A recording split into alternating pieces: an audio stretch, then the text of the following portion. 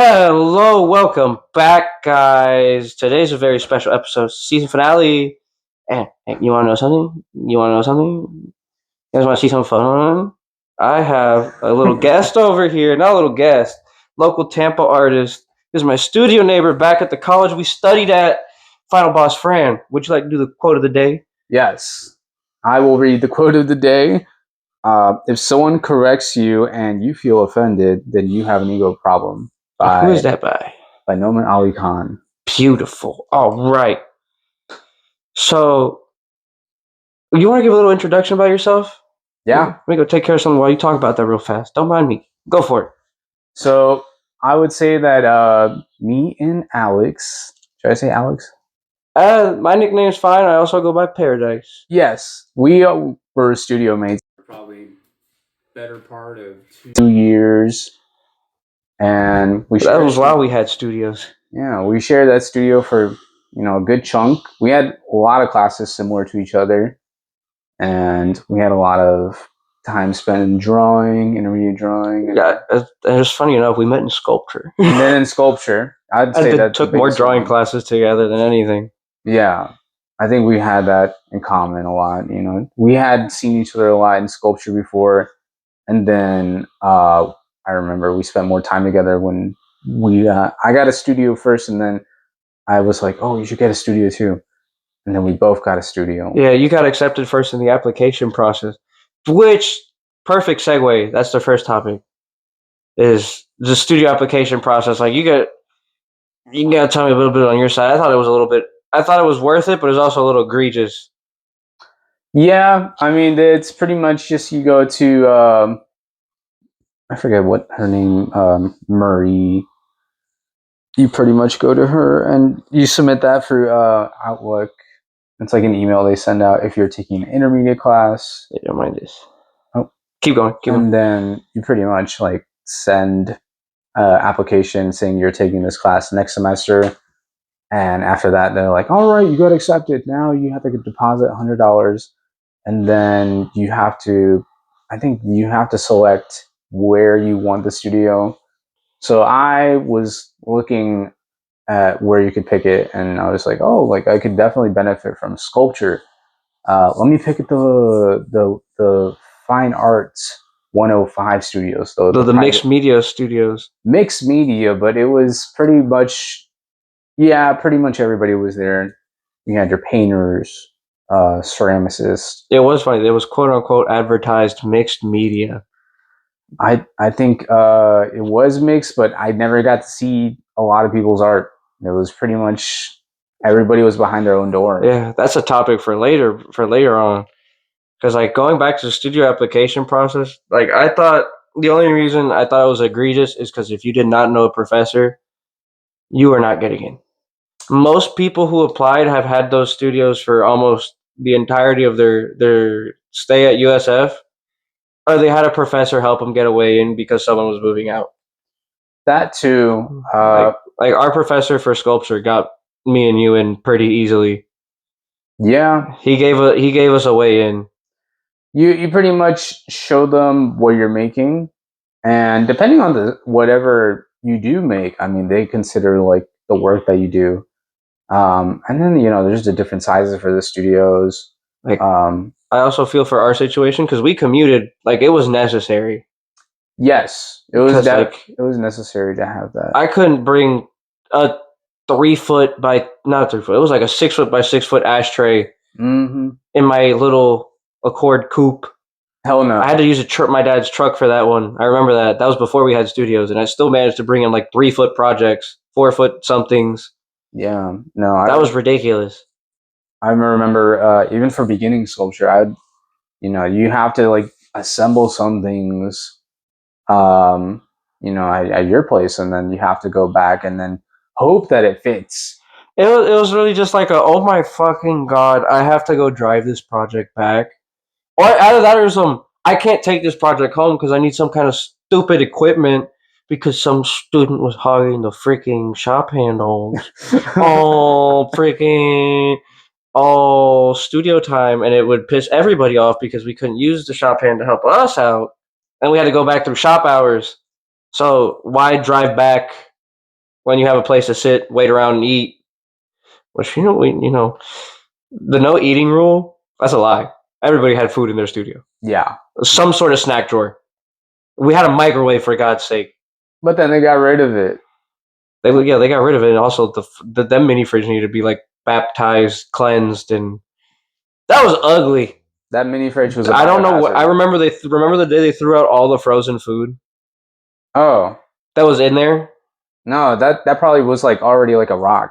They threw out like I remember they threw out like four trash, but not four, like four like Walmart bags worth of junk from in there. Oh my god! Oh, it was terrible. But like that was like I think the worst part about not having a studio is just having to go back and forth between. You lived in your car. Yeah, because like I'm not gonna drive 30 minutes back and 30 minutes there. If you lived off campus and you were 5 minutes away, it's kind of all right. But the traffic in that area was just so bad; it was not worth driving. At the time I was living, I was staying at a place like 15 minutes away. But even then, I probably benefited a lot from the studio when I did get it. I mean, that was the start of taking intermediate classes. Those requirements were a little insane. I will say. I think they're worth it, but like two intermediate studios is a little wild. I think if you have like 3 beginning that warrant you bringing big enough pieces, you should be allowed access to at least a small studio. Yeah, it's a lot. It is. I think even if you are beginning, you have to, as a teacher, you have to acknowledge that some stuff you just can't keep in the studios. Like I'm glad that we had professors that were nice enough to let us keep stuff in the studios because they knew. Like in our their class studios. Another thing we got to talk about is like utilizing their studio space.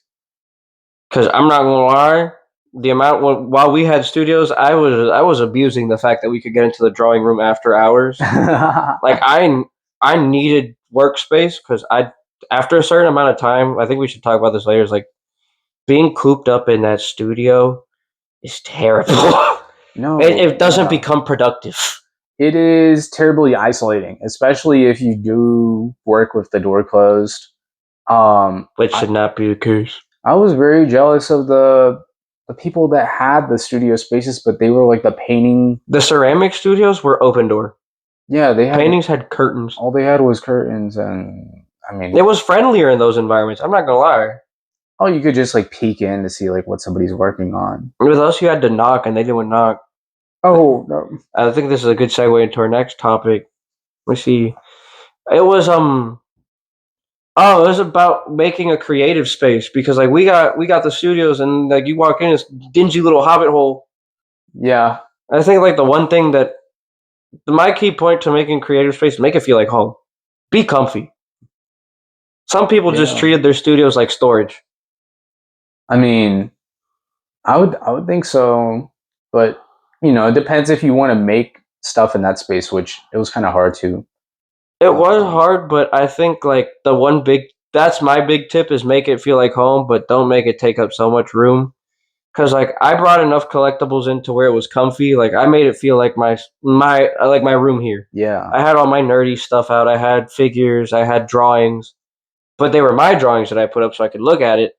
I had some anatomy diagrams. And I made it feel. I would bring in my speakers. I brought in my speaker. You brought in your speaker. That's a big thing. Is working with music. You can't work in those spaces without music. At least when we were there. It was just terribly isolating. It was quiet. It was quiet. Like another thing to making a creative space is socializing. I wish that it was open door. But they didn't really. I mean, nobody really talked to anybody. Or if I did see somebody, you could just like wave at them. It was like we had it was me and you that would talk, and the other artist, the other Florida Braised artist, he would knock on our door every now and then, and we would knock on his, and he would like talk to us. But out of that, no one else would. Yeah. They would knock on our door when they needed something, which is great. They'd be like, "Hey, do you have this, or do you want these extra supplies that I don't want to get rid of, but I don't want at the same time?" Like they just dump shit on you. Well, yeah, but I think that was nice. It was nice to have some extra supplies, but like knowing where it's coming from, Yeah, I mean, It's like I don't really want to get rid of these, but I know I don't want them. You want them? I mean, he probably saw us as we took a lot of sculpture classes. It happened. I got a bunch of free canvases that I have yet to use. Mm, I still kept them in case I could use them. I offer them to friends because I know they can use them. yeah, I don't just offer them to random studio people. They probably just gonna throw it away sometimes. I throw it away to people that I talk to too. I think that's just I'm a little jaded by the antisocial nature of our studios. I think that might just be common with. Well, I mean, these are people starting their art careers. Maybe they don't know what they're doing quite yet. And I mean, I would say that for myself too. I'm like, what am I gonna talk to other artists about? Like, I don't even know how to explain my own work. Like I'm not even talking about like the process. The process is another thing. I think too many artists have like a big ego and don't really want to talk to you about their process because they're like, my process is my process, and if you find out about it, you're gonna use it, and I already do it better. Yeah. And I'm like, I don't want to shut you down. I don't care. I want to know what you do. I care about like learning. I don't care about stealing it. If I wanted to steal it, I would have done it by now. We take classes together. I get to look at how you draw, how you paint, how you sculpt.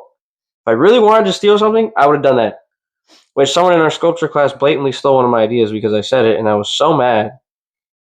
Oh yeah, yeah. You remember that? Yes, I do. I was so mad, and I guess I ended up paying the price because I couldn't think of anything. I made a mini Mike Wazowski though. He was cool. He was a good product out of it. I just wish I would have bought better clay. Sometimes it's if you're open to talking about your ideas before you actually do them, some people might look at that. But there's like the problem. Like I'm like open about my process, and I think that's valuable. Mm-hmm. Because if you can finesse my process, more power to you. I don't even know what my process is sometimes. Yeah, Like it just comes out of me. Pun intended, joke. you can have the sketches and then you think about, oh, okay, I can actually make this. But it's like another thing to actually talk about it because I can show you a sketchbook that has like the like ideas, concepts, like they're rudimentary. but then yeah, not all of them actually make it out of the idea book. And even then, some of those don't even make it to the idea book because you have too many ideas about that idea, and you're like, I don't know what I'm going to do now. No, it's like some of these just sound stupid. I can't. For me, it's like, oh, I'm going to do this, but before I lay it down, what if I do it like this, and then it turns into which one am I going to do? I'm not going to draw this if I don't know where I'm going to go. This is too much. Yeah, too much information. I can't do everything. So I got into the habit of being like, okay, I'm going to give myself a prompt. It has to be like this. Then I'm going to do it this way. So it's like, like the professor prompts of like where we had the assignments and you got so sick of drawing the same thing over and over again, like the flower assignment for our drawing class. Yeah, where we had to draw the flowers, and then it just turned into I'm gonna finesse the absolute living embodiment of myself out of every drawing out of the first three. Mm-hmm. And then we ended up with like 10 flowers they all looked different. Yeah, well, that was just to teach us about values. I think it was just to gauge where we were at. Yeah, because she didn't make us do color, but she did like want to see where we could take things. It was like let's push them hard already. yeah. Let's see how annoying this topic can be, so I can get a better gauge. And then you saw she would come around and be like, "Go realistic, go cartoony, go realistic, go cartoony." Now I see where you're going. Do more of this, do more of that, do more of this. I actually appreciated that. She looked at a lot. I feel like we got babied, and it was great because I don't think I got babied enough in some classes. No, it was rough, but she was critical in a good way. It was good criticism, which not all criticism is bad. I think that's another problem artists have. They don't like being criticized because it's their process. I'm like, we're not criticizing your process. We're criticizing the product. It could be better in certain aspects. It could be worse. We want to see more of this. What do you think you can do with this information? Do with more information? Like, no, I don't think, because I think the problem, like, this goes into this is a little bit of a side rant. But like I think during critiques, it's evident where like some people would be it does tie to the quote where like they'd be offended if you told them they did something that you didn't like Oh and you yeah. explained why versus why you didn't like it. Like someone going up and being like, compared to this guy, this is bad. I don't like this. That's terrible. That's not a critique. That's just destroying somebody. Yeah. But I feel like I don't like this because most of your drawing has solid line work and this is shaky and like these two areas, I don't like that it doesn't fit the piece. Hmm. That's different. That's constructive. That's keep it consistent. I think that it applies to the individual talent of where the artist starts and where the artist ends by the end of the semester. And you're really only in competition with yourself when you're an Yeah, artist. you don't like you're not comparing yourself to everybody else. That's a mindset you have to break. It's Yeah. hard when you're going in beginning and that's all you know. And then you just think like, oh, I could be like this artist, but well, you could be your own artist. Yeah, like you learn to settle into your pieces instead of getting better because you see other people. I think that's a good mindset is a good artist settles in the moment, but it can always be better later. Absolutely. And critique is a huge part of that. It's like, oh, it was good at the time. What can I do? What's different? What do you want to see? And what can I do with the information of that? What do I like about what you're giving me? Yeah. So at the end of the day, you are still the artist. You're choosing what information you want to work with. You don't have to And stay. and there's like no such thing as bad information that could help you improve. Yeah, you have to take everything with a grain of salt. I mean, people will critique your art in different ways. You don't have to sit there and take everything, right? You don't have to take it to heart. No. It's just at the end of the day, it's you choose to take it how you take it. But if you're taking it in a really bad way, unless it was said to you wrongly, that's a different story. I don't think you're ready to be an artist. You got to be ready for people to just hate your art. Like some people will hate your art just to hate it. Cool. That doesn't hurt me. However, if you're pointing out stuff that I've done right and wrong, and I'm mad at that, there's a problem with me. I could be better in areas. But if it's just consistently of like an on and off thing and not just the if like 5 people in a row go up to me and say, we don't like this, then I'm doing something wrong. Mm-hmm. Versus one person every now and then. Well, even if 5 people say that you're doing something wrong, I mean, or not wrong, but it could be better in the same exact way, then yeah, I'm doing something that's not benefiting me. yeah, I'm not growing. Yeah, no, you gotta learn. Sometimes you gotta learn the rules, especially when you're like a starting artist. Like before you can like break them. I think learning critique etiquette is something everybody, even not artists, should learn. Because constructive criticism is just that. It's constructive. Too many people in this world are too used to, I don't like it. I like it. Cool. No. No. That's not criticism. You don't care. Yeah, I mean it's really hard to think of something right away. Sometimes the art has to sit with you. That's one thing I wish was like part of our studio spaces too. Productive critique, like midway through our pieces. Yeah. I'd go to you. I'd knock on your door. But what do you think of this so far? You didn't have to critique me during crits. I'd go to you throughout the process. It was you and Sophie that I'd go to. Yeah. You two. Sophie would literally walk up and be like, "Ooh, what are you gonna do next?" I'm like, I didn't think that far. And then you'd be like, I think I like this more if you did this. And I'd be like, let me go look at that. And I'd do it. And I'd be like, I kind of, because you and I have similar tastes. You mean, actually, us three have similar tastes in terms of like whimsy, not in style. I think all our styles are like super diverse. Like I think we all border cartoony in a good way.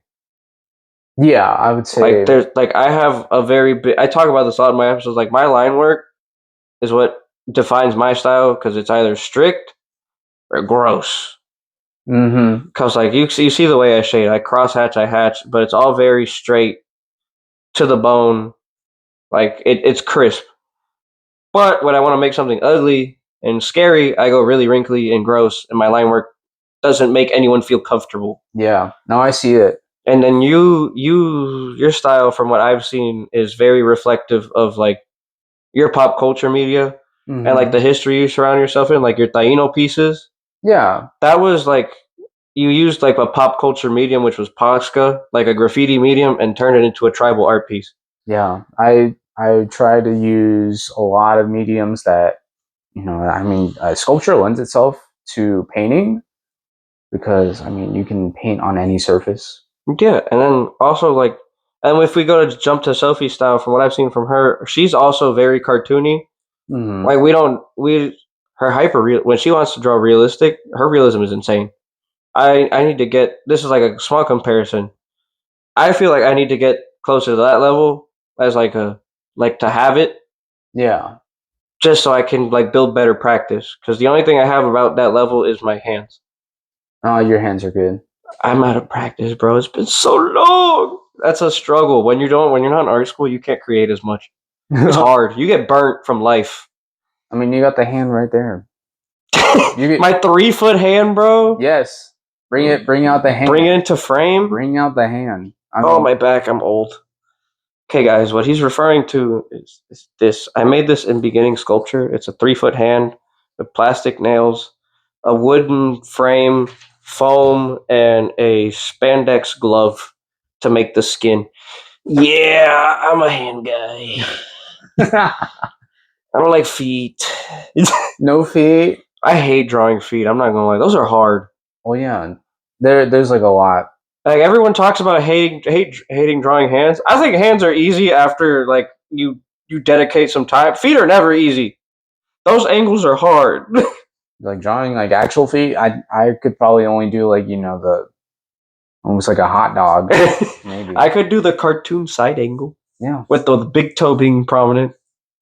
That's about it. I can't. Really I can try, but I think I need to go back to figure drawing sessions. That would be fun.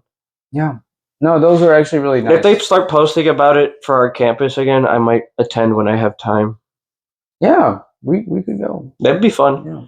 But going back to like the shared studio experience, what was like what was your negative, like your biggest negative? God, I would say that it was just because of where I picked my studio. I did not. The ventilation was horrible. I did not enjoy the ventilation. If you had any oil paints, hot, bro. Yeah, you would want to have the door closed, but that's because you wanted the privacy that the room afforded. But you can't breathe in there. And God forbid if you have any oil paint or anything that had a smell. The amount of violations we've experienced in those studios, I don't think we should really talk about those, but there's quite a few. The amount of oil I'm pretty sure I inhaled quite a few oil paints in mine every now and then. There were a lot of oil painters across from us. No, I mean, like, I definitely use oil paints in mine. I'm not gonna. Oh, yeah, no. Even then, like, even if you had, like, a And fan, Sharpie. Oh my god, if you use strong Sharpie, bro. I mean, it's just. My studio stunk. You can't breathe in there. I had to put little trees in mine. Whoa, really? I put little trees near my ventilation, like my AC duct, just so it would smell nice. Yeah. I also think if you keep your studio dirty too long, your mindset, that really reflects where you're at creatively. Like, a dirty studio does not help you make anything. You're going to be surrounded by dirty stuff. Unless you're like a ceramicist and you're okay with that. Well, that's different. That's like you don't have a choice. Yeah. Like painting, you can always clean up like a day or two after. Mm-hmm. But I think there were times where me and you let our studios get bad. Oh, my God. Yeah. No, I mean, if like I was towards the end of the semester, we would get bad. If I was in the middle of a project, it would be horrible. Don't even walk in there. No, if we were burning out on sculptures in there, I'm not gonna lie. It'd take me like a week or two to clean up. Like, I'm so tired. I see garbage everywhere. I'm gonna take my garbage out. That's in my garbage can. I don't feel like cleaning, and then I would not want to draw in there. No. Actually, I think I wouldn't want to draw in there after. Let's see. After our first year, like the brush of having a studio to work in was gone. Like the excitement. I was so tired of not talking to people because it was just me and you talking for the most part. Yeah. I would bring friends to hang out with, especially I'd bring special people in there that were near and dear to me. Yeah, me too. And I'd be like, "Oh my god, this is my space. This is our space now. Welcome. Let's create." They should honestly just tear the walls down. I think Well, after going to the most recent art house, they have a group chat. Nah, We didn't have that. We did not have that. We tried to make a collaborative art poster for Art House, our last Art House, and no one responded to us. I mean, how would we get the word out? We had to like put. We knocked on everyone's doors. Remember? We tried. Actually, we probably should have. And we had Marie send an email. Yeah. Remember? Well, nobody responded. Nobody actually wanted us. That was. I'm not gonna lie. That is probably what made me want to be outside my studio more, is the lack of enthusiasm from everybody. Because it didn't feel like we all wanted to create in the same space. It felt like we wanted to create in a space. We wanted our own space, but everybody was. I think if we were closer to if we were closer to Alex, we would have been able to have more conversations. Maybe because we knew her. Yeah. Well, we have to. But me and you were literally like right there. Yeah. And then we tried talking to one of them that was right at the entrance. That usually never went anywhere. I'm still owed like $8 there for fucking Chipotle. Yeah. That was crazy. I'm not mad about it. That was just a joke. It's just kind of funny. Ask for like on Venmo like those $8 back. I don't care anymore. I already spent the money I would have spent on art supplies forever ago. It's whatever. I don't need new art supplies right now. That's another thing we could probably talk about. Price for the classes are cheap compared to the supplies you have to buy later. Yeah. Sculpture, I'm sorry, but making a 16-foot chain, I would have loved to make more if I wasn't burnt out and I did not drop like $100 on just 3 feet of duct tape. It was always, and I stretched those 3 feet of duct tape very far. Yeah, they wanted you to buy all your supplies. I mean, that's sculpture. It's valid. Yeah, but that puts a constraint. Yeah. On my project. I mean, it's not like they're gonna give us like a budget and say like, oh, you can. I think we were the least funded at that college, bro. It was bad. Well, the most that they could give us was like the poplar wood. They'd give us the wood that our shop hand would scavenge. Yeah, that was like the spare wood. But also a lot of free metal. The metal was nice. Yeah, the sheet metal was nice. That we need, and the cardboard. When we took concepts, that was an expensive amount of cardboard. I took us a good amount of cardboard for one of my projects. I remember my flashlight, and I got told to make it work, so I just shoved a tiny flashlight that I could manually turn on into the front of my giant flashlight. Did it work? I made it work that way. It wasn't. I hated concepts and practices too, bro. I was not a fan of that class. They just got. I'm glad I learned how to sew. But that's it. Oh yeah, they made us make like a little flag. And the inflatable. I missed my group from the inflatable project, and I also liked the inflatable. That was a new tech I didn't know I needed to learn. Was that when they made you get inside like a plastic? I made a big cube. Y'all don't want to do that. That was awesome. We didn't get to do that. But the funny part is the professor goes, we were like, let's make something simple. Let's make a cube. And the professor goes, as we're cutting the squares out already from the plastic sheet, we only get one. Yeah. She goes, that's the hardest thing you can make. And we're like, huh? As we're like putting it together already. That was ridiculous. Why would you tell me that? I felt like we got set up. Yeah. It still worked. We got photos at night with a nice light in the middle. Ooh. I wish I could have kept that project, but I forgot about it. Whatever happened to the plastic? It got thrown away. Wow. No, I have pictures. I have memories. No, you should have kept it. I can make a new one when we move out or something. Yeah. We'll be doing some random art stuff. We could do the podcast in the plastic cube. That'll be the next one. We just have to end the episode when we run out of oxygen. They'll be like, guys, we're out. Bye-bye. Goodbye, Alex. I'm trying to think. But we also had like, I definitely think there were more ups and downs, but the downs in those studios were really bad. Yeah. Also, they're like really old. They felt like prison after enough times creating in there. Like, even you pulled all-nighters in there, and I pulled some all-nighters. I ended up driving back home because I didn't have to go to class the next day, but I mean, yeah, I'd stay up to like 2 or 3 in the morning. If you want, Yeah, I've slept in the studio before. I've had to do all nighters. I've napped in mine so many times. I mean, it's like, oh, if it's like between classes, like why not just take a nap? Like, let me take a little siesta. We literally had to live in those studios for some projects. Yeah, I mean, in between projects, like I am not feeling like going back home. Like, please. It's not even like you want to go. It's not like that you don't. It's just I have to get this done like in 2 days. And I'm already here. I don't want to drag any of my supplies. Let me do my work in peace. And I think there was definitely a creative burnout our last semester with the studios Yeah, because it was hard to make stuff. I got mad, I didn't want to make anything. It was like, and there were certain things that wouldn't fit in the studio, like my 3 foot, no, my 5'6" piece. That I had it was 5 feet tall, 6 feet long, no 8 feet long. The wall that I did with charcoal oh my god. out of spite. That didn't fit in the studio.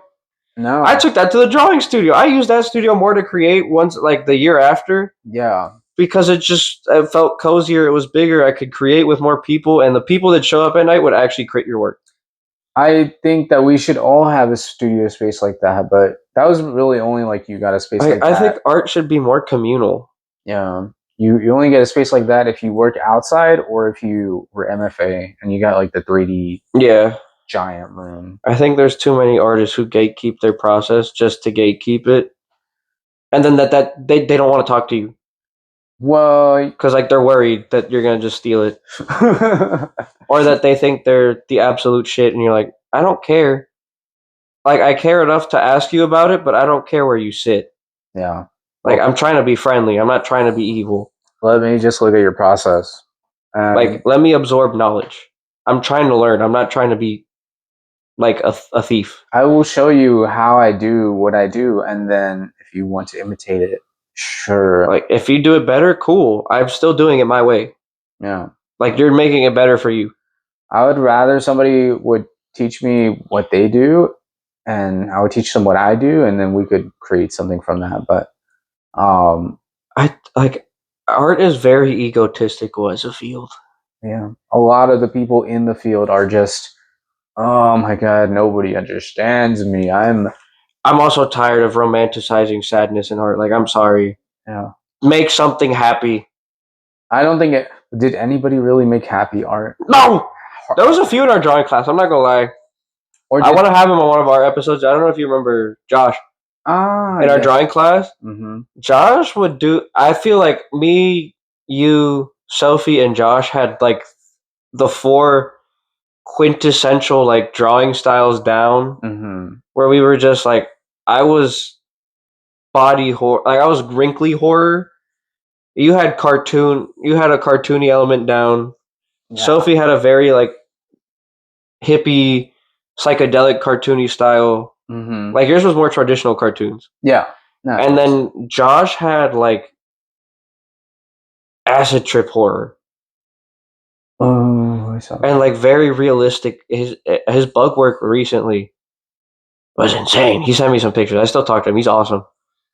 But those bug pictures he just sent me recently are like he also had like the skill set to do mechanical, which is something I strive to learn. Mm-hmm. I can do a little bit of mechanical now because I can draw my Gundams Mm-hmm. and my Transformers better. That was a skill I didn't have before we took class. I'm not gonna lie. That made me sit down and go, I need to learn angles. I really like the Gundam watercolor. I need to finish that. That one you made a sticker. Part of creative burnout is accepting some pieces might never get done. You might not finish it, and that's okay. Some art is for the moment. You won't even finish it, but you'll be okay that it's just like you look at it and you're like, dang, I could definitely do it. Do I want to? I'm tired. It'll be I don't know what day. You look at it and you're like, I don't know what I was doing in those moments. Because I look at it, I'm like, what was I doing for shading? Because I got it when I was doing it. Mm-hmm. And now I look back and I'm like, what was it? How did I figure out where the dark spots were and how, like, which ones got lines and which ones didn't? Yeah. But, no, I remember that. I liked your cat painting a lot. Ah, yes. That one I made in printmaking? Yes, yeah. Your Limon. Your Spotify Limon. Limon! Oh my god, I wish I would. this is like part of the shared studio space, but the pain of me and you like sitting at our computers to get classes. Oh yeah. That was terrible. I mean, oh yeah. Shout out to having a terrible advisor who had probably the most issues with any students. That's why I'll just throw shade straight up. That's why you were the third hire. Out of here.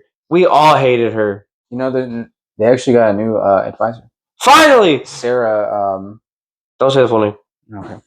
That's good enough. I feel bad dropping the name of the advisor we were just talking about. You know, like we're allowed to be mad. We were in the college. I don't need to send a hate wave. I mean, if you this is not about promoting hate, by the way. We're all about love and acceptance. We can't hate people. Like at least these artists can't. Well, if you had art at USF. We weren't supposed to say it. Just don't cut it out. And we're not gonna cut that out. Just one drop, but I don't want to say the full university name just so we don't get in trouble. Yeah, we could be talking about San Francisco. But if you went, like a lot of artists that went to our college, and I'm gonna bring this up with every guest because they're gonna be from where we went for the most part. Yeah, that was the advisory department was terrible. Boo. Or at least our one advisor before the good one left. I remember after the good one left. I mean, I was in an appointment, and then for like a solid, I want to say 5 minutes. Even after 5 minutes, they were talking about just the, oh my god, my daughter goes to elementary school, and she's so cool. Do you want to see my daughter? I'm like, I would love to see your daughter if you made me care about you more. I wish like if we could chop it up without me waiting 4 weeks to get permits for classes that came out 3 weeks ago. Yeah, I'm not gonna care. Like I'm there for business. I would love to just if I had a good relationship with you, I'd love to chop that up. But there's no grounds for it. I hate dealing with you. Like straight up. Yeah. There's very few things I can say I can hate, but dealing with that advisor specifically. The music advisor gave me my permits one semester. That's crazy. Who's the director? The director gave all of us. Oh my god, he gave all of us our permits at some point because I went to him. I was like, you should just go straight to him. Forget the advisor. And then you went. Everyone else started going, and we were like, yeah, this is what it's come to. He's the GOAT. He's the GOAT. And then he wasn't even the advisor anymore. For all of it, he just became the art history one. Yeah. And he still had to do it. Shout out the GOAT. He is the GOAT. I need to shout him out. But I do think, well, we were talking more about our shared studio spaces. I think a positive, though, is we had a space. Yeah, and that's as good as it gets. Just get a space. I think when we had them, there were so many more positives. But then looking at what the students did with it after us, yeah, I like opened our eyes. We're like, it doesn't have to be socially isolated. No, they can feel bigger. How did you make it feel bigger? Because it felt big for like a month, and then it got small real fast. You know what? I think that if they actually got rid of the soundproofing insulation, we could probably like paint the studios. But not gonna lie, that soundproofing kind of stopped you and I from getting in trouble at some point. Yeah. Because 2 a.m. blasting music to work on a project is crazy. But we had to work. We had to. I don't think anybody else was there though. I do think that some of the students utilized the studios better because they also started creating in the studios. That's one thing I tried to do, like making videos in there. Mm-hmm. I just didn't have the setup like I do now, which is kind of bootleggy regardless.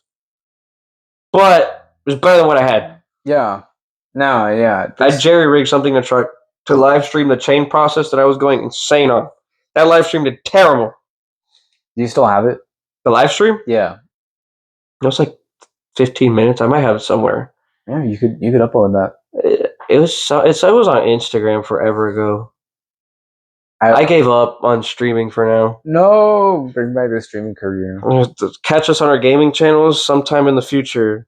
We don't know if we're gonna do that. Well, what would be a game on the gaming channel? First game we would play. Let's say like Stardew Valley. Maybe. Say Drawful. Play some Jackbox games. Jackbox. Those would be highly age restricted. Yeah, we can't show that just yet. But we are we do still have like our old high school humor Or what? when it comes to drawing stupid stuff. Yeah, we could do stupid stuff. Or you know what? What if we watch like a stupid movie together, and then we have Oh, that'd be a time for that. That'll come for later. Yeah. These people aren't. They don't know what we're planning. exactly. After I'm done with my seasons, and you get your stuff started, we'll have the good stuff mixing in. We'll be tearing it up. Yeah, stay tuned. Keep an eye out. Keep an eye out. Final Boss Fran and Paradise collab coming. Exactly. Wait for the next seasons. This we gotta come up with a name for that one though. Oh, for our duo. our duo podcast. Yeah. Yeah, you're gonna be on multiple of this podcast. Just know that. Okay. Yeah. No, but this will be the art related one. this is how it starts, guys. Yeah, this is the natural conversation. But I'm trying to think like what other art studios could we have? What could we have done better with our studios? We should have turned them into. Oh my god! I should have bought a tattoo gun, and then have a revolving tattoo. I'm not gonna lie, that's like actually making money off your studio. I tried to sell stickers out of mine; it didn't work. I would have had to get a nicer chair. My Redbubble. Oh yeah, shout out Redbubble. I have a Redbubble. Trying out Paradise. We'll get the designs. Trying out Paradise or trying out art. Instagram, Redbubble. They're in my Instagrams. You should open up a Redbubble with some of your designs. I know it's not like a good thing. It's just good to get your name out there. Yeah, it could be like a little portfolio. That's where I have like a portfolio of some of my digital. That's one thing. I do wish we like spent more time like actually doing like videography in our studios of our process. I don't think I utilized enough of my space with that. No, the showcasing for videos. I mean, I had video classes. I feel like it was just manic cleaning from me. Yeah. No, because it's like if you don't keep it clean, I mean, how are you gonna make anything? But like I use those studios to work, go crazy, eat, sleep. Is my mic gone? No, your mic's still there. It's still there. Oh, okay. I thought it was like on my hat. No, you're good. You're good. It happens, bro. It happens. But I think also, you know, as much as we complain about it and how much we tried, I still would have kept trying to chop it up with more artists in our studios. Mm-hmm. It's just I don't like antisocial talk. Like, how can you be in a communal space and still not like every now and then chop it up? We should have made maybe like a sign up sheet for like a group chat. I think that would have been fun because when I put up my sculpture project, the Breaking Boundaries one with the whiteboards, just to see what people would draw. Oh yeah, don't forget about that. You made so many people in our studio drew on my whiteboard. Mm-hmm. Like they filled it up like that. Yeah, I put up for one day and they go, "What's that?" And they start drawing. The amount of penises that I got on those things was insane. But and you know that was the point. It was that I wish we would do more communal pieces. Yeah, I love doing that. I want to do it again. I want to put whiteboards all over. Like if I could go to a cafe that supported this, I don't think any cafe would support having male genitalia like casually being drawn on their like a whiteboard on a wall that I could collect. Maybe like because there's too many people that just do that. They'll do it. I mean, people. It's funny for like the moment. And you look back and you're like, yeah, people draw these. I think it was common with the art colleges because people. Because of the live drawing sessions. Yeah. Well, not. Yeah, but I think it's just because a lot of people in art college are just immature. It's funny. See, but you hear like you feel like immaturity breeds like socialization, and it's the most antisocial, funny people ever. No, I mean I think I drew penises too, and I was the one that used the not Posca markers, but the Crink markers. I used some of your Poscas to draw Garfield. And the Garfield too. Bro, I drew Garfield everywhere. That was my comfort character. And yeah, no. That's a good thing to have when you're like drawing is a comfort character, something you can draw like brainlessly. I did that with a bunny. You did your Bad Bunny, but it was like a bunny that would like flip you off with the hand facing forward. You went like that. Yeah. Well, you just flipped off our viewers. It's an example. I'm not flipping off the viewers, actually. No. But if you take it that way, you have an ego problem. Exactly. Don't think of I yourself think too high. part of a big thing we're hitting on is like, don't take yourself so seriously, please. It's all a process. You will That's get what something. makes having a studio with people who take themselves too seriously a problem. Yeah, I can think of some people. I'm not gonna say their names. There's too many. Just like think of a name and then like insert that Into your between my brain. coughing. Yeah. And this goes to all art students. This is like global.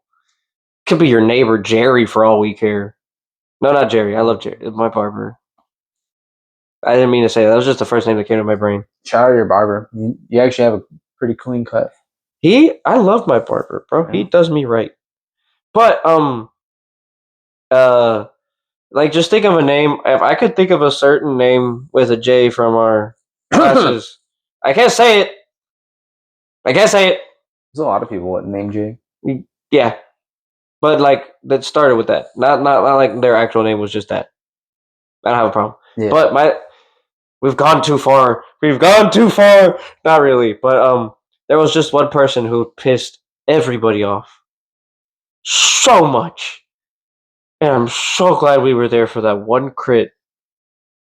That like it was humbling. Everyone just went, "Ah, finally!"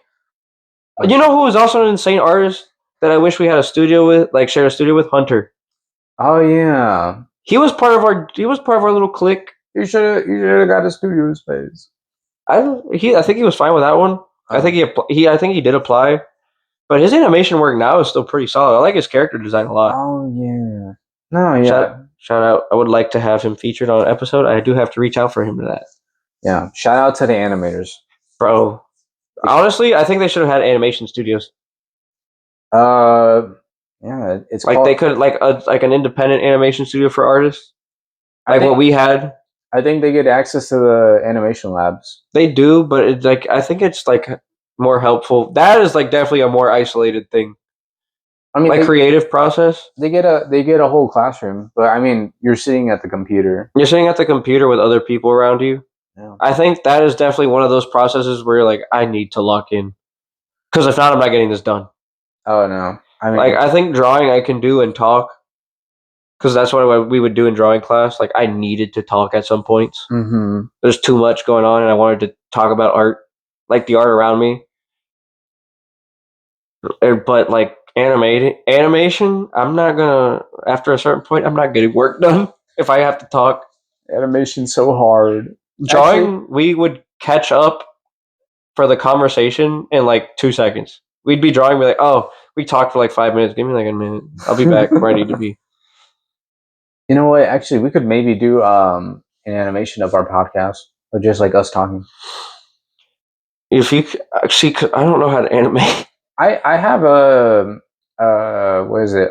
Procreate, not Animate. It's like the app that Procreate came out with. Oh, to animate. Yeah. There you go.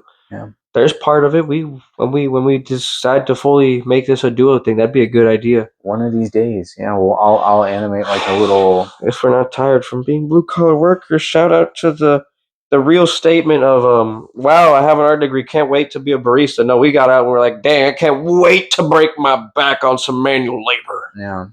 Yeah, guys, stay in school and maybe I'd say study art.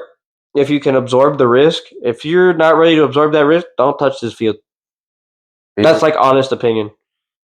Be ready. Like come into it with a realistic expectation. I think more people should study art, but I think less people who think they're going to have a job after they study art should be studying art. Yeah. Connection is everything, and sadly, we weren't in like a school where marketing ourselves was easy.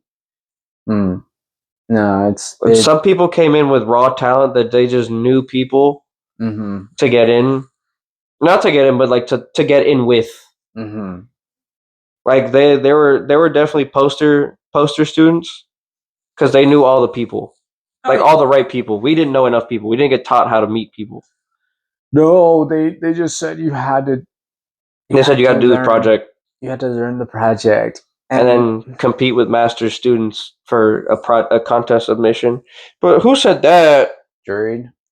Yeah. I was a little salty about it, but I was like, screw it, because some of the BFAs we were and BAs we were going against, I'm not gonna lie, they were master level. Yeah. There was one girl in our drawing class who sketched wood with charcoal, and that looked like a photoreal sketch, like a Oh. photoreal picture. Mm-hmm. I remember. I was like, if I had to compete with that, I'm glad I didn't get accepted. You're my we're on the technically on the same level, different techniques, but yours is just like this needs to be on a wall. I wish we got to see more of that.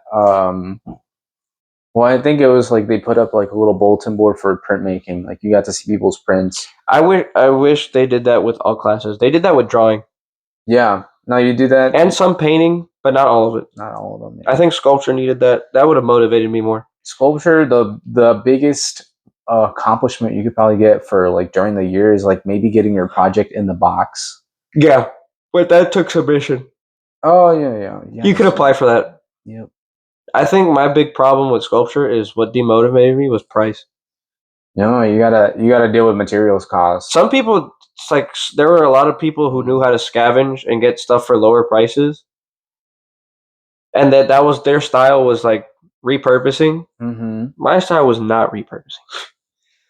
You gotta use new materials. I not necessarily new material, but newer, Yeah. like a fresh piece of wood. I'd use wood that was already cut up, but it was pretty. Like I got a pretty large chunk. I just cut the sides, the parts I couldn't use out of it. Mm-hmm. But I wasn't like repurposing lamps, none of that stuff, which I wish I would have. Yeah.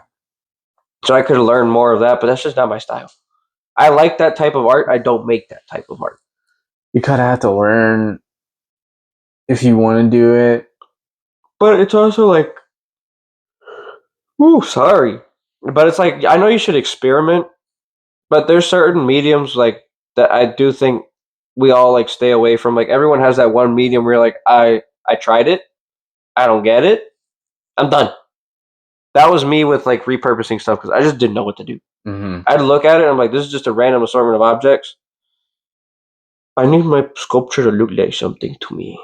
It's not going to look like anything to me. It's going to look like a lamp with a ring and then a thingy on top of that and some weld marks. And yeah, it's going to be a lamp thingy. Yeah, and that's as good as it gets. That's like my brain. I'm like, I don't know why I'm doing this. I hit all the check marks for the syllabus. I hit the syllabus check mark. Am I happy with my work? No. I'm not gonna lie, I've hit the check mark for quite a few assignments where I'm like, I hate this. This is garbage. I could do so much better. But that's just because we were on a deadline and I didn't feel like making more. Yeah, they give you the deadline and they give you limitations of what you can work with.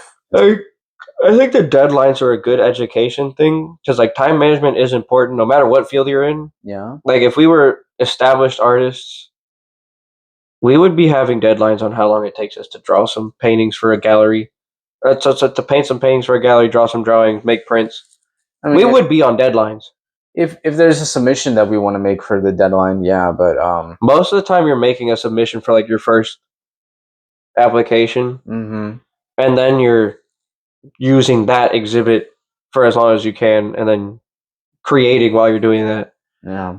The problem is sometimes you just really get stuck, and it's hard.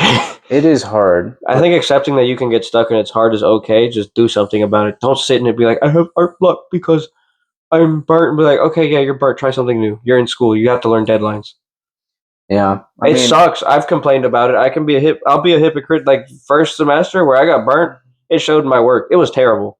Yeah. Besides, like the deadlines, like you have to submit something. And sometimes your bad work looks good.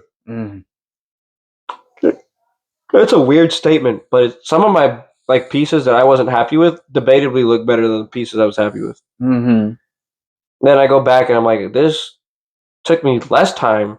I was less motivated. But dang, for what I was working with, it's pretty nice. And then I look at one that I was motivated, I had time, I had practice, and I was like, I could do better. Yeah. As long as you feel that it's like, I did better than the last time. You know, that's like you look at it like, dang, demotivated me, pump something out. And you're like, yeah. Thank you. I did that and I'm tired. And I did it all under time crunch. And then you look back at it, you're like, wow, I still can't believe I did that. And then you look at a piece that you did really good on, that you took effort in, and you're like, I could still do better on this. Like looking at a burnt out piece, and you're like, no, I couldn't have done better. Yeah, I remember the first sculpture I did. That was like the square box one. I thought I was going to actually like do different layers inside the box of like the little face that I made, and God, that one did not come out the way that I thought it would. But I had a lot of fun exploring it, and even if I felt that I would work on it for the second half, for the project that I'd submit during the middle of the semester, I gave up on it, and I said, "This is a lot of work, and I'm happy with what I learned, but I'm not going to keep going because I don't want to explore this. I already know what it's going to lead to, sort of. I just can't go in that direction anymore." Like you just get tired. Woodworking, I liked more than metalwork, but that's just wood is to me is more forgiving. mm-hmm. I mess up an edge, I sand it down, I sand the other side down. I mess up a weld mark, I have to re-weld it. I don't like weld. I like welding. I don't like welding that much. Yeah, but I think we're like close to the end of this, which is we talked about a lot. Yeah, this is just how we usually talk. I wanted to get this out. Like this is the kind of creative bounce back that more artists need in the world. This is the first time doing this on video. Yeah, but I think it's like it's a healthy discussion. Mm-hmm. But like, I do want to end on something nice. Like, if you're an artist out there, what's one thing you think they should do? Because I think they should be talking more to their peers. Don't hold back. Yeah, no. Whatever art that your friends do show you, be sure to support them, and also don't be afraid to say something to improve. Yeah, like you're not saying it out of a bad place. No, you know them better because you're friends with them. And even if you're not friends, don't be mean in your criticism. Give them actual criticism. Help them grow. Just because you don't know how to express certain things doesn't mean you can't help them grow. Yeah. So just be kind and provide good criticism. Be social. Biggest thing I can say: be social as an artist. Socialization gives you connection. It gives you drive, and guess what? It motivates the other artists around you. Please talk to your artist friends. Talk to your neighbors. Talk to anybody. Yeah. Like, get out there. All right. We'll see you next season.